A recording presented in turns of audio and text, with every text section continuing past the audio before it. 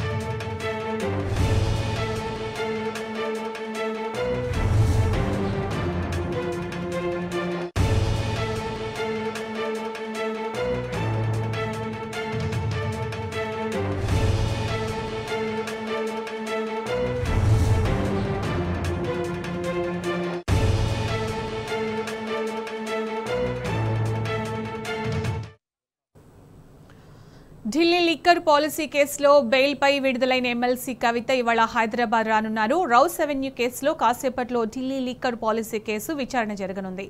Video conference ద్వారా కవిత విచారణకు హాజరు కానున్నారు. విచారణ అనంతరం కేటీఆర్, హరీష్ రావుతో కలిసి కవిత హైదరాబాద్ బయలుదేరుతారు. సాయంత్రం హైదరాబాద్ చేరుకోనున్న కవితకు బీఆర్ఎస్ శ్రేణులు ఘన స్వాగతం పలికేందుకు సిద్ధమవుతున్నారు.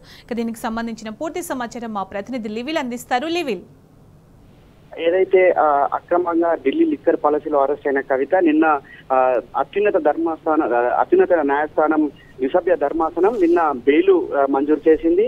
ఈడీ, సిబిఐలో రెండు కూడా బెయిల్ మంజూరు చేసింది. ఈ నేపథ్యంలో నిన్న రాత్రి 9 గంటలకు తిహార్ జైలు నుంచి బయటకు వచ్చిన ఎమ్మెల్సీ కవిత ఇవాళ మరికాసేపట్లో హైదరాబాద్ కు రానుంది. దీనికి సంబంధించి కూడా ఇప్పటికే బీఆర్ఎస్ పెద్ద ఎత్తున స్వాగతం పలికేందుకు ఏర్పాటు చేశారు. అయితే ఇవాళ సిబిఐ రౌస్ అవెన్యూ కోర్టులో, ట్రయల్ కోర్టులో సిబిఐ కేసు విచారణ నిమిత్తం మరికాసేపట్లో రౌస్ అవెన్యూ కోర్టుకు వర్చువల్ గా హాజరు కానున్నారు ఎమ్మెల్సీ కవిత. ఈ నేపథ్యంలో ఎమ్మెల్సీ కవిత హాజరైన తర్వాత 1 గంటకి ఇక్కడ నుంచి బయలుదేరి 5 గంటల ప్రాంతంలో హైదరాబాద్ చేరుకున్నారు. 2:45 ఎయిర్పోర్ట్ లో ఢిల్లీ ఎయిర్పోర్ట్ నుంచి మాజీ మంత్రులు ఎమ్మెల్యే హరీష్ రావు, కేటీఆర్ ఆధ్వర్యంలోని బృందం అంతా కూడా ఎమ్మెల్సీ కవితతో రానున్నారు.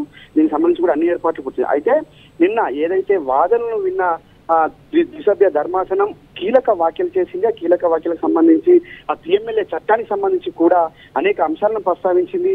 పిఎంఏలో కూడా ఏదైతే బెయిల్ నిబంధన ఉందో అది జైలుకే మినహాయింపు, అంటే జైల్లో ఉండడానికి అర్హులు కారు అనే విధంగా కూడా నిన్న జస్టిస్ విశ్వనాథన్ తీర్పు చెప్పారు. ఈ నేపథ్యంలో 45 పిఎంఎల్ఏ 45 సెక్షన్ 45 కింద కూడా కొన్ని షరతులు సంతృప్తిగా ఉన్నాయని చెప్పేసి కూడా చెప్పారు. అంతేకాకుండా బెయిల్ అనేది నియమం మాత్రమే, జైలు మినహాయింపు అనే సూత్రం రాజ్యాంగం ఆర్టికల్ 21 లో ఉంది. 21 లో దీనికి సంబంధించి కూడా ఉంది. చట్టం ద్వారా ఏర్పరిచిన విధానం ప్రకారం ఎక్కడ కూడా ఒక వ్యక్తి జీవితాన్ని, వ్యక్తిగత స్వేచ్ఛను హరించడానికి లేదని కూడా నిన్న కీలక వ్యాఖ్యలు చేసిన పరిస్థితి కనిపిస్తుంది. అంటే ఏదైతే ఈడీ, సిబిఐ సంబంధించి గతం నుంచి కూడా బీఆర్ఎస్ అధినేత కేసీఆర్ చెప్పారు, ఇది మోడీ లేదంటే ఈడీ అనేది ఈ విధంగా రాష్ట్ర దేశంలో పాలన కొనసాగుతుందని చెప్పారు. అందుకు అనుగుణంగానే నిన్న ఏదైతే ద్విసభ్య ధర్మాసనం గవాయి కావచ్చు, జస్టిస్ విశ్వనాథన్ చెప్పిన తీర్పు సారాంశం కూడా అదే విధంగా కనిపిస్తుంది. సెక్షన్ 45 అనేది షరతులు విధించడం ద్వారా ఇతరులకు ఇబ్బంది కలిగే విధంగా ఉంటుంది. ఎవరైతే బాధితులు ఉంటారో వారికి నియమాలను అనుసరించే ఇవాళ తీర్పు వెలువరుస్తామని చెప్పారు. అంతేకాకుండా జైలు అనేది ఒక రూల్ లాంటిది మాత్రమే, కానీ జైలే పూర్తిగా ఉండకూడదు అనే విధంగా కూడా నిన్న సెక్షన్ 45 ని మెన్షన్ చేస్తూ చెప్పిన పరిస్థితి కనిపిస్తుంది. అయితే నిన్న ఏదైతే పిఎంఎల్ఏ సంబంధించి కావచ్చు ఇతర తీర్పులకు సంబంధించి ప్రస్తావన వచ్చినప్పుడు కీలక వ్యాఖ్యలు చేశారు ద్విసభ్య ధర్మాసనం. అందులో భాగంగానే ఈ కవితకు సంబంధించి ఎలాంటి కేసు కూడా మీరు ఆధారాలను చూపించలేకపోవడం కావచ్చు, కావాలని ఇన్ని రోజులు తాత్సారం చేసిన సందర్భాన్ని కూడా నిన్న ఈ సందర్భంగా గుర్తు చేశారు. కావాలని పిఎంఎల్ఏ యాక్ట్ ను కూడా మీరు దాన్ని వాడుకున్నారు, దాన్ని అంటే ఈడీకి సిబిఐకి అనుకూలంగా మలుచుకున్నారు అనే విధంగా కూడా నిన్న తీర్పు వెలువరించిన నేపథ్యంలో ప్రత్యేకంగా ప్రస్తావించారు. కాబట్టి ఏదైతే కేసు అనేది జైల్లో ఉన్న సాక్ష్యాలను ఆధారంగా సాక్ష్యాలను కావచ్చు ఇతరులు ఎవరైతే అప్రూవర్ గా మారారని చెప్పారో వారిని ఉద్దేశించిన విధంగా ఉండకూడదనే విధంగా కూడా నిన్న ఈ తీర్పు సందర్భంగా వెల్లడించిన తీర్పు కాపుకు సంబంధించి కూడా మొత్తం చెప్తున్న అర్థమవుతుంది. ఏదైతే పిఎంఏలో కూడా ఒక బెయిల్ మాత్రమే బెయిల్ నిబంధనకు జైలుకు మినహాయింపు అనేది కూడా మేము భావిస్తున్నామని కూడా స్పష్టం చేశారు. అంటే ఈ లెక్కన ఏదైతే గతంలో బీఆర్ఎస్ పార్టీ చేసిన ఆరోపణలన్నీ కూడా వాళ్ళ మరోసారి నిజమైనవి. ఈ మోడీ కాదన్నందుకే వాళ్ళ ఈడీ సిబిఐ ఎంటర్ అయ్యి అందులో భాగంగానే అరెస్ట్ చేసి ఇన్ని రోజులు జైల్లో పెట్టారనేది మాత్రం స్పష్టంగా అర్థమవుతుంది. విచారణకు సంబంధించి ఎలాంటి జాప్యానికి కూడా చేయకూడదు, దీర్ఘకాలం పాటు జైల్లో ఉండడాన్ని ఏ విధంగా చూస్తాము, సాక్షులకు సంబంధించి ఎక్కువ సంఖ్యలో ఉండడం కూడా విచారణ జాప్యాన్ని ఇవాళ కోర్టు ధర్మాసనం వారి దృష్టికి తీసుకొచ్చింది. అంటే సాక్ష్యాలను ఎక్కువ మంది పెట్టడం వల్ల కూడా కేసు మరింత ప్రొలాంగ్ అవుతుంది. దీనివల్ల ఎవరైతే బాధితులు కావచ్చు వారంతా కూడా ఇబ్బంది పడుతున్న పరిస్థితి కనిపిస్తుందని చెప్పేసి కూడా ఈ సందర్భంగా వ్యాఖ్యలు చేసింది. అంతేకాకుండా ఏదైతే ఛార్జ్ షీట్ కావచ్చు ఇటు కౌంటర్ దాఖలకు సంబంధించి కూడా లేట్ చేయడాన్ని కూడా మరోసారి ప్రశ్నించింది.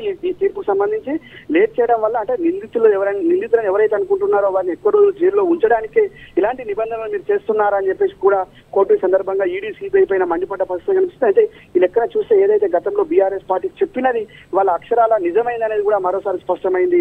సునీత, అలాగే వెల్కమ్ చెప్పడానికి కూడా అంతే బీఆర్ఎస్ శ్రేణులు సిద్ధంగా ఉన్నట్టు కూడా తెలుస్తుంది కదా హైదరాబాద్ లో. ఎగ్జాక్ట్లీ సునీత, 2:45కు ఇందిరాగాంధీ ఇంటర్నేషనల్ ఎయిర్పోర్ట్ ఢిల్లీ నుంచి బయలుదేరుతారు. నేరుగా 4:45కు హైదరాబాద్ లోని రాజీవ్ గాంధీ ఇంటర్నేషనల్ ఎయిర్పోర్ట్ లో ల్యాండ్ అవుతారు. అక్కడ నుంచి నేరుగా నందినగర్ నివాసానికి చేరుకుంటున్నట్టు తెలుస్తుంది.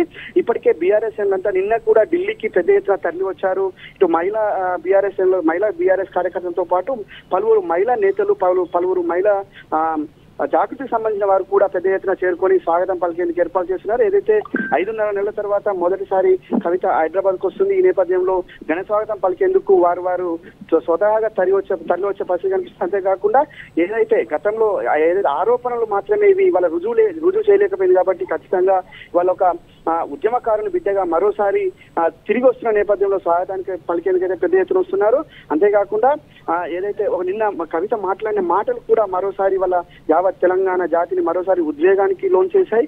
ఒక మరింత ఉద్యమ స్ఫూర్తిని చాటే విధంగా నిన్న కవిత మాట్లాడిన మాటలు కూడా మరోసారి మహిళా కార్యకర్తల్లో చైతన్యం వచ్చింది, మహిళల్లో చైతన్యం వచ్చింది, వారంతా కూడా తల్లి అన్నట్టు కూడా మనకు తెలుస్తుంది. Sunitha, right level, thank you.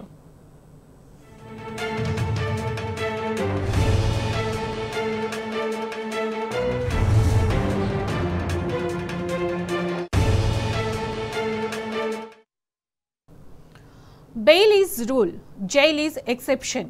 MLC Kavitha bail petition విచారణ సందర్భంగా సుప్రీంకోర్టు ద్విసభ్య ధర్మాసనం మరోసారి స్పష్టం చేసింది. మనీ లాండరింగ్ చట్టమైన రాజ్యం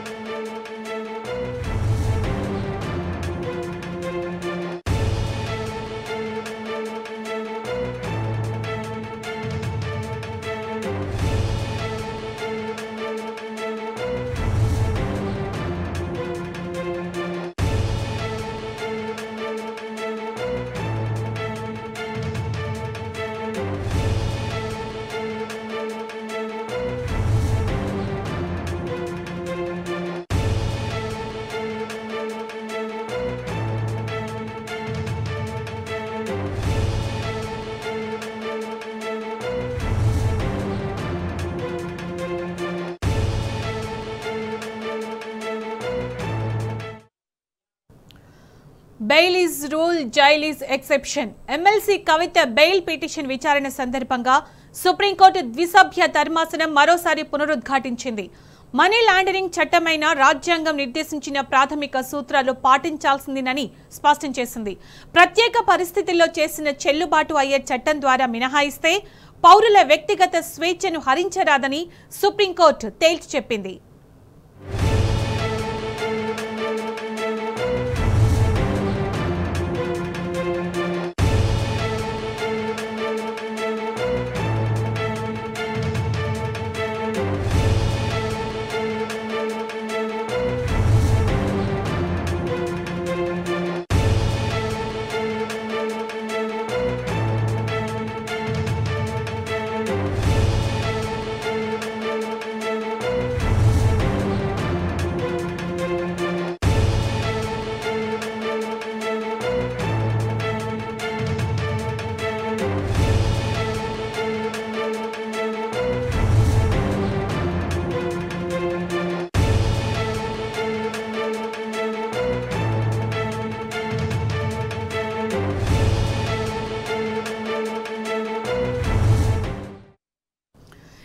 bail is rule, jail is exception అని ఎమ్మెల్సీ కవిత బెయిల్ పిటిషన్ విచారణ సందర్భంగా సుప్రీంకోర్టు ద్విసభ్య ధర్మాసనం మరోసారి పునరుద్ఘాటించింది. దీనికి సంబంధించిన పూర్తి సమాచారం మా ప్రతినిధి లివిల్ అందిస్తారు. లివిల్, సునీత, ఏదైతే నిన్న అత్యున్నత న్యాయస్థానం ద్విసభ్య ధర్మాసనం justice Gavai, justice Viswanathan MLC Kavitha తీర్పును వెలువరించిన నేపథ్యంలో పలు కీలక వ్యాఖ్యలు చేసింది. ఏదైతే జైలు నిబంధన బెయిల్ నిబంధన జైలుకే మినహాయింపు అని మేము భావించాం న్యాయం అని చెప్పేసి కూడా న్యాయమూర్తి జస్టిస్ విశ్వనాథన్ చెప్పారు. సెక్షన్ 45 పిఎంఎల్ఏ కింద కొన్ని షరతులు కూడా మాకు సంతృప్తికరంగా అనిపించాయని కూడా ఈ సందర్భంగా వారు చెప్పారు. అంతేకాకుండా బెయిల్ అనేది ఒక నియమం మాత్రమే, జైలు మినహాయింపు అనే సూత్రం రాజ్యాంగంలోని ఆర్టికల్ 21 ప్రకారం ఉంటుందని చెప్పేసి కూడా ఈ సందర్భంగా కీలక అంశాలను ప్రస్తావించారు. ఈ చట్టం ద్వారా ఏర్పడిన విధానం ప్రకారం మినహా ఏ వ్యక్తి జీవితాన్ని లేదా వ్యక్తిగత స్వేచ్ఛను హరించరాదని కూడా ఈ సందర్భంగా పేర్కొంది. వ్యక్తి యొక్క స్వేచ్ఛ ఎల్లప్పుడూ నియమం మరియు ఇతర లేమి అంటే మినహాయింపు వంటి చట్టాలు కూడా మనకు అందుబాటులో ఉన్నాయని చెప్పేసి కూడా ఈ సందర్భంగా కీలక వ్యాఖ్యలు చేసి చెల్లుబాటు అయ్యే సహేతుకమైన చట్టం ద్వారా ఏర్పాటు చేయబడిన విధానం మాత్రమే దీనికి సంబంధించి ఉంటుందని చెప్పేసి కూడా ఈ సందర్భంగా చెప్పింది. అయితే సెక్షన్ 45 పిఎంఎల్ఏ కింద కొన్ని షరతులు కూడా విధించడం ద్వారా దీన్ని తిరిగి రాయలేమని కూడా ఈ సందర్భంగా ధర్మాసనం చెప్పింది. ఏదైతే 2 షరతులు ఉన్నాయో వాటన్నిటిని కూడా మేము లోబడే వాళ్ళ బెయిల్ను బెయిల్ను ఆమోదిస్తున్నామని కూడా చెప్పారు. అంతే కాకుండా షరతులు తప్పనిసరిగా మాకు సంతృప్తినిచ్చాయి కాబట్టి మేము ఖచ్చితంగా జైలు అనేది బెయిల్ అనేది నిబంధన మాత్రమే, జైలుకే మినహాయింపు అనేది ఏ విధంగా కూడా ఉండకూడదని చెప్పేసి కూడా ఈ సందర్భంగా ధర్మాసనం చెప్పింది. అంతేకాకుండా పిటిషనర్ ను ఎక్కువ కాలం జైల్లో ఉండడాన్ని బెయిల్ మంజూరు చేసేందుకు సాక్ష్యాలు ఎక్కువగా సంఖ్యలో ఉండడం విచారణ లేట్ అవుతుంది, విచారణ వేగవంతం చేయడానికి వీల్లేదు, సాక్ష్యాలు ఎక్కువగా పెట్టడం వల్ల విచారణ కొంత నెమ్మదిస్తుందని చెప్పేసి కూడా ఈ సందర్భంగా పలు అంశాలను లేవనెత్తి, అంతేకాకుండా ఏదైతే పిఎంఎల్ఏ కింద ఏదైతే బాధితులు ఉంటారో నిందితులు ఉంటారో వారికి సంబంధించి చట్టాలను కొన్ని సవరించిన విషయాన్ని కూడా ఈ సందర్భంగా జస్టిస్ ద్విసభ్య ధర్మాసనం జస్టిస్ గవాయ్ విశ్వనాథన్ ప్రత్యేకంగా ప్రస్తావించారు. ఏదైతే ఇది బెయిల్కు సంబంధించి పిటిషనర్ బెయిల్ నిరాకరించిన జార్ఖండ్ హైకోర్టు తీర్పును కూడా పక్కన పెట్టిన విషయాన్ని కూడా ఈ సందర్భంగా ప్రస్తావించింది. పిఎంఎల్ఏ సెక్షన్ 24 ప్రకారం ఏదైతే ఈ ప్రాసిక్యూషన్ యొక్క ప్రాథమిక వాస్తవాలను ప్రాథమికంగా నిర్ధారించాలని కూడా బెంచ్ ఈ సందర్భంగా పేర్కొంది. అంతేకాకుండా ఏదైతే సాక్ష్యాలను ఎక్కువ మందిని సాక్ష్యాలను మేము చేర్చామని చెప్పడం కావచ్చు, చార్జ్ షీట్ లో ఎక్కువ మంది పేర్లు పేర్కొనడం కావచ్చు, అప్రూవల్ సంబంధించి కావచ్చు, అంతేకాకుండా కౌంటర్ ఫైల్ దాఖలు చేయడం కావచ్చు, ఇవన్నీ అంటే కౌంటర్ ఫైల్ దాఖలు చేయడం లేట్ కావచ్చు, సాక్ష్యాలకు సంబంధించిన వారిని ఎక్కువ మందిని చేర్చడం, ఇవన్నీ కూడా ఎవరైతే నిందితున్నారో వారిని ఎక్కువ రోజులు జైలు ఉంచేందుకే ఇవాళ సిబిఐ ఈడీ కుట్రలు పండిందనే విధంగా కూడా ఈ సందర్భంగా కీలక వ్యాఖ్యలు చేసింది. అంతేకాకుండా ఎవరైతే అప్రూవర్ గా మారారు అంటే వారు చెప్పిన మాటల ప్రకారం మేము కేసు బుక్ చేశామని చెప్పేసి నిన్న ఈడీ సిబిఐ న్యాయవాదులు సుప్రీంకోర్టు తెలిపిన నేపథ్యంలో వారిపైన కూడా మరోసారి మండిపడింది. ఆ నేపథ్యంలో మీరు ఎలా ఒకరు చెప్పిన మాటను పట్టుకొని వాళ్ళ కేసు బుక్ చేస్తారు అనే విధంగా కూడా నిన్న సుప్రీంకోర్టు సంబంధించిన ద్విసభ్య ధర్మాసనం కీలక వ్యాఖ్యలు చేసింది. ఏదేమైనప్పటికీ ఇవాళ జైలు అనేది లేదు, ఇక బెయిల్ అనేది మాత్రం ప్రత్యేకంగా చెప్పనవసరం లేదనే విధంగా ఇవాళ సుప్రీంకోర్టు ద్విసభ్య ధర్మాసనం పేర్కొంది. అంతేకాకుండా మొదటి నుంచి కూడా బీఆర్ఎస్ పార్టీ అనేది చెప్తూ వస్తుంది. ఆ మోడీ లేదంటే ఈడీ అనే విధంగా దేశంలో పాలన కొనసాగుతుందని చెప్పేసి కూడా గతంలో బీఆర్ఎస్ అధినేత కేసీఆర్ కూడా చెప్పారు. అందుకు అనుగుణంగానే ఇవాళ ఈడీ, సిబిఐ లాంటి సమస్యలు, దర్యాప్తు సమస్యలు రాజకీయ కుట్రలో భాగంగా ఇరికించారనేది వల్ల ఈ ద్విసభ్య ధర్మాసనం ఇచ్చిన తీర్పు ఆధారంగా మనకు స్పష్టంగా అర్థమవుతుంది. అంతేకాకుండా పిఎంఎల్ సెక్షన్ కింద ఏదైతే 45 సెక్షన్ ఉందో అది కూడా ఈ విధంగా కూడా ఇవాళ ఈడీ, సిబిఐ కేసులు నమోదు చేయడం కావచ్చు, దాని విధంగా ఏదైతే విచారణను జాప్యం చేయడం కావచ్చు, అన్నీ కూడా అధికార దుర్వినియోగం అంటే సమస్త న్యాయస్థానాలను తప్పుదో పట్టించే విధంగా ఉన్నాయన్నట్లు కూడా ఇవాళ ద్విసభ్య ధర్మాసనం పేర్కొంది. మొత్తానికి ఇవాళ పిఎంఎల్ఏ సెక్షన్ ఏదైతే ఉందో అది బెయిలు నిబంధన, జైలుకే మినహాయింపు అనేది కూడా ప్రత్యేకంగా ప్రస్తావిస్తూ కీలక వ్యాఖ్యలు చేసిన మనకు స్పష్టంగా కనిపిస్తుంది. సునీత. రైట్ లివిల్, థ్యాంక్ యూ.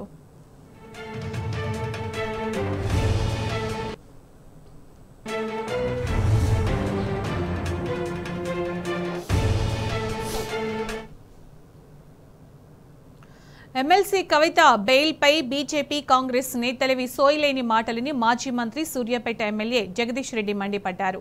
తెలంగాణలో రేవంత్ రెడ్డి మోదీ డైరెక్షన్లోనే పనిచేస్తున్నాడని విమర్శించారు. ఏనాడైనా మోదీతో జట్ట కట్టేది రేవంత్ రెడ్డినే అని చెప్పారు. ఓ బూటకపు కేసు పెట్టి ఎమ్మెల్సీ కవితను జైల్లో పెట్టి బీజేపీ పైశాచిక ఆనందం పొందిందని ఆగ్రహం వ్యక్తం చేశారు. కర్ణాటకలో జరిగిన వాల్మీకి స్కామ్ సొమ్ము తెలంగాణ కాంగ్రెస్ నేతల జేబుల్లోకి చేరిందని ఆరోపించారు. దీనిపై బీజేపీ నేతలు ఎందుకు నోరు మెదపడం లేదని ప్రశ్నించారు. రాష్ట్ర, దేశ రాజకీయాల్లో కేసీఆర్ చక్రం తిప్పుతారన్న జగదీష్ రెడ్డి కేసీఆర్ ను చూస్తే మోదీకి ఇప్పటికీ భయం వేస్తుందన్నారు. శాసనమండలి సభ్యురాలు కవిత గారి బెయిల్ విషయంలో కొంతమంది చిల్లర మాటలు మాట్లాడుతున్నారు. బాధ్యతల్లో ఉన్న వాళ్ళు కూడా సోయిలు కూడా మాట్లాడుతున్నారు. వైపు బీజేపీ నుంచి కావచ్చు, వైపు కాంగ్రెస్ నుంచి కావచ్చు. సుప్రీంకోర్టునే తప్పుపట్టే పద్ధతుల్లో వాళ్ళ తెలివి తక్కువతనాన్ని, వాళ్ళ మూర్ఖత్వాన్ని బయటపెట్టుకుంటున్నారు. వాస్తవానికి ఈ కేసు విషయంలో మేము మొదటి నుంచి కూడా చెప్పినాం, ఇది ఇంత నిరాధారమైన కేసు. అసలు అక్కడ ఎటువంటి నేరమే జరగలేదు, తప్పే జరగలేదు. కేవలం ఒక బీజేపీ ఎంపీ చేసిన ఆరోపణలు తీసుకొని సిబిఐ, ఈడీలు ఒక చెత్త కేసు నమోదు చేసినాయి. కట్టపగలు దొరికి నోట్ల కట్టలతో దొరికిన వాళ్ళేమో బెయిల్ మీద వచ్చి అధికారం చెలాయిస్తారు. ఏ ఆధారం లేని కేసు, అక్రమ కేసును పెట్టిన వాళ్ళు బెయిల్ మీద వస్తేనేమో ఈ రకంగా ఏడుస్తున్నారు. కాంగ్రెస్ పార్టీ పరిస్థితి ఎట్లా ఉందంటే మోడీకి బీ టీమ్గా ఉంది తెలంగాణ. మొట్టమొదటి బండి సంజయ్ కావచ్చు, కిషన్ రెడ్డి కావచ్చు, బీజేపీ నాయకులు అది ఆలోచించుకోండి. మోడీ మిమ్మల్ని లెక్క పెట్టడం లేదు. ఎప్పటికైనా రేవంత్ అనే మనిషి తెలంగాణలో ఉన్న పద్ధతుల్లో మోడీ గారి వ్యవహారం ఉంది. వాల్మీకి కుంభకోణం కేసులో ఇంత స్పష్టంగా 180 కోట్ల రూపాయలు బ్యాంకుల ద్వారా మారి తెలంగాణకు 45 కోట్ల రూపాయలు పైగా వచ్చి స్వయంగా కాంగ్రెస్ పార్టీకి సంబంధించిన నాయకుల అకౌంట్లలో కూడా వచ్చి అక్కడ ఆధారాలను రెడీగా ఉంటాయి. ఎందుకు నోరు మెదుపుతలేరు కిషన్ రెడ్డి కావచ్చు, బండి సంజయ్ కావచ్చు, బీజేపీ రాష్ట్ర ఎందుకు మాట్లాడతలేరు? ఎందుకు రేవంత్ రెడ్డిని కాపాడే ప్రయత్నం చేస్తున్నారు? ఇది ప్రజలందరికీ కూడా అర్థమవుతుంది. ఇవాళ రాష్ట్రంలో అధికారంలో ఉన్న కాంగ్రెస్ పార్టీ పైన, దాని ఫెయిల్యూర్స్ పైన మాట్లాడాల్సిన బీజేపీ ఇంకా కేసీఆర్ పైన అక్కసు వెలగక్కుతుంది. ఎప్పటికైనా కేసీఆర్ని చూసే భయపడుతున్నది బీజేపీ, కాంగ్రెస్ అనే విషయం మనకు స్పష్టంగా అర్థమవుతుంది. అయితే గీతే తెలంగాణ ముఖ్యమంత్రి, తెలంగాణలో ఉన్న కాంగ్రెస్ పార్టీ బహుశా ఇవాళ రేపు వేయబోయే పీసీసీతో సహా, ఎందుకంటే ఆయన మనుషులు వేస్తున్నారు, పీసీసీతో సహా మోడీ టీంలో విలీనమయ్యేది వాళ్ళైతారు తప్ప బీజేపీలో విలీనమైతే మొత్తం తెలంగాణ కాంగ్రెస్ పార్టీని, తెలంగాణ ప్రభుత్వాన్ని టోక్గా తీసుకుపోయి బీజేపీలో కలుపుతారు తప్ప బీఆర్ఎస్ ఎవరితో విలీనమయ్యే అవకాశమే లేదు, ఆ అవసరమే లేదు. తప్పకుండా రాష్ట్ర రాజకీయాలనే కాదు, దేశ రాజకీయాల్లో కూడా మోడీకి, రాహుల్కి ప్రత్యామ్నాయం కేసీఆర్ గారు. నల్లగొండ జిల్లా మిర్యాలగూడ మండలం శ్రీనివాస్ నగర్లోని సంగం డైరీ వద్ద ఉద్రిక్తత నెలకొంది. సంగం డైరీ ప్రారంభోత్సవాన్ని పాడి రైతులు అడ్డుకున్నారు. గతంలో అక్కడ నడిపిన వీటీ డైరీ లక్షల రూపాయలు పాత బకాయిలు ఉండడంతో బ్యాంక్ అధికారులు సంగం డైరీకి విక్రయించారు. విషయం తెలుసుకున్న పాడి రైతులు డైరీ సిబ్బందితో వాగ్వాదానికి దిగారు. తమ పాత బకాయిలు చెల్లించి ఆ తరువాతే సంగం డైరీని ప్రారంభించాలని ఆందోళన చేపట్టారు.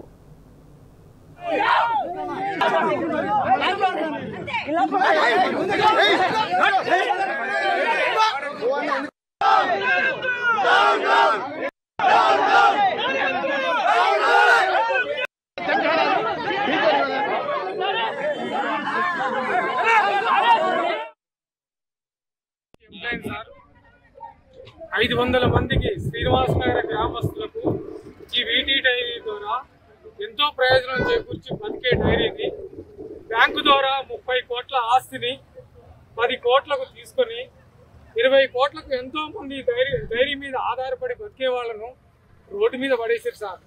ఇది న్యాయం కాదు సార్. మా గ్రామస్తులకు ఎంప్లాయీస్కు జీతాలు ఇవ్వకుండా బయటి వాళ్ళని తీసుకొచ్చి పెట్టి డబ్బు అధికారం అహంకారం అన్నీ ఉన్నాయి కదా అని చెప్పి పేదల బతుకులతో ఆడుకోవద్దు సార్. ప్లీజ్ సార్, ఇప్పటికైనా మీ అందరికీ దయచేసి 2 చేతులు ఇచ్చాను సార్. నేను ఎంప్లాయీ సార్, గతంలో వీటీ డైరీ ఎంప్లాయీ సార్. నేను 22 సంవత్సరాలు సార్ మా డైరీ. దీన్ని అవకతవకలు ఉంటే 30 కోట్ల ఆస్తిని సార్ 10 కోట్లకు ఎట్లా తీసుకుంటారు సార్ మీరు? మేము ఈ పోరాటం జీవితాంతో మా ఉదూరులో ఉంటుంది. నీకు ఈ పోరాటం ఇక్కడి నుంచి ఆపము. ఈ పోరాటం మా 100 మంది శ్రీనివాసనగర్ గ్రామస్తులు అందరూ కూడా ఏకతాటిపై ఇక్కడి నుంచి రోజు రోజుకి నీకు ఎట్లా డైరీని ఎట్లా ముందుకు తీసుకెళ్తావో ఏం చేస్తామో మేము చేస్తాం సార్. నా పేరు జలంధర్ రెడ్డి. తుల్లారం మండలం నుంచి మండలం మొత్తం సేకరించి పాలు వీటీ డైరీకి పంపించి నాకు బకాయి మొత్తం 30 లక్షలు ఉంది. పలు దఫాలుగా మేము డైరీ నుంచి అమౌంట్ అడిగితే బ్యాంకు ద్వారా వస్తాయి. వీళ్ళు సంగం డైరీ వాళ్ళకి అమ్మినాం, అగ్రిమెంట్ అయినాక తర్వాత ఇచ్చేస్తాం అన్నాను. ఆ తర్వాతకి సంగం డైరీ వాళ్ళు బ్యాంకు ద్వారా మేము డైరెక్ట్ కొనుక్కున్నాము, మాకు వాళ్ళకి వీటీ డైరీ వాళ్ళకి సంబంధం లేదని చెప్పేసి మాకు పైసలు ఇవ్వనని చెప్పేసి అకస్మాత్తుగా ఈరోజు ఏదో నరేంద్ర గారంట వాళ్ళు ఏదో కొత్త డైరీ సంగం డైరీని ఓపెనింగ్ అని తెలిసి ఈరోజు ఇక్కడ రావడం జరిగింది. దీనికి ప్రధాన కారణం ఏంటంటే వీళ్ళు యాక్చువల్గా 1 సంవత్సరం క్రితం వీళ్ళు ఈ యొక్క డైరీని కొనుగోలు చేయడం జరిగింది. 22 కోట్లకి కొనుగోలు చేయడం జరిగింది. తర్వాత ఇది బ్యాంకులో అప్పులు ఉండడం వల్ల వాళ్ళు కట్టుకుని దొంగదారిని వెళ్ళి వీళ్ళు అడ్డదారిన వీళ్ళు ఎంఓఏ ఉన్నప్పటికీ కూడా వీళ్ళు ఆక్షన్లో పాడుకుని మిగతా వచ్చేటట్టు పైసలు వీళ్ళు ఇవ్వకుండా వీళ్ళు ఏం చేస్తున్నట్టు నేను ఆక్షన్లో పాడుకున్నాం, ఇది మా సొమ్మని అడ్డగోలుగా ఈరోజు ఓపెనింగ్ చేయడానికి వచ్చింది. వీళ్ళు కూడా దాదాపు రైతులకి 6,40,00,000 రూపాయలు వీళ్ళు చెల్లించాలి. వీళ్ళు 10 కోట్ల రూపాయలు వీళ్ళు దాదాపు పాత డైరీ ఉన్నట్టు వీటీ డైరీ వాళ్ళకి ఇవ్వాలి. వాళ్ళు ఇవ్వగానే వీళ్ళకి రైతులకు మేము న్యాయం చేస్తామంటారు. కానీ ఈరోజు దీన్ని తీవ్రంగా ఖండిస్తున్నాం.